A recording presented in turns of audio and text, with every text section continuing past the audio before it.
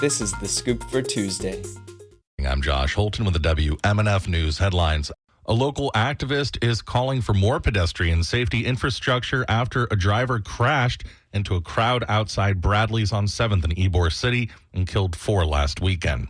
WMNF's Chris Young reports she has started a petition calling for specific measures similar to those found on Bourbon Street in New Orleans to protect pedestrians on 7th Avenue. Taylor Aguilera is a queer woman who frequents Bradley's. She hadn't planned to speak on this issue of pedestrian safety at Saturday's candlelight vigil honoring the victims, but she felt moved to.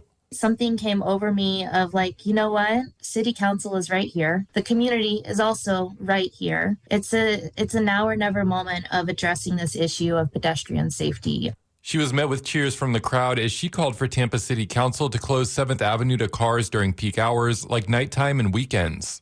She's also calling for raised crosswalks and retractable barricades. When we go out to Ybor for a night out with friends, we expect to be able to go home that night too. City Council Chair Alan Clendenin was at the vigil. He says he doesn't necessarily agree that the actions Aguilera is advocating for would have prevented this. This was a criminal doing criminal activity at high speed and in a random and unpredictable way ended up on 7th Avenue. It could have occurred anywhere in the city. It just happened to be on 7th Avenue at that moment. Despite this, Clendenin says everything is on the table. Find a link to the petition at WMNF.org. Chris Young, WMNF News. The Senate has passed legislation to reopen the government, bringing the longest shutdown in history closer to an end after a small group of Democrats struck a deal with Republicans. The shutdown could last a few more days as members of the House, which has been on recess since mid-September, return to Washington to vote on the legislation. President Donald Trump has signaled support for the bill. The final 60-40 Senate vote broke a grueling stalemate that lasted more than 6 weeks as Democrats demanded that Republicans negotiate with them to extend health care tax credits. The Republicans never did. The Supreme Court is expected to say today whether the Trump administration must start complying with lower court orders that require full payments in the SNAP food program. About 1 in 8 Americans use that program. Some members of the U.S. Senate Special Committee on Aging say action is needed to help people with age-related diseases. WMNF's Leah Burdick reports on a hearing this month about the importance of reauthorizing the Older Americans Act. The Older Americans Act provided nutrition, social, and health services to older Americans with neurodegenerative diseases. Committee Chair Florida Senator Rick Scott says the act works because it brings resources to local communities to help with the elderly. We're renewing our commitment to America's seniors.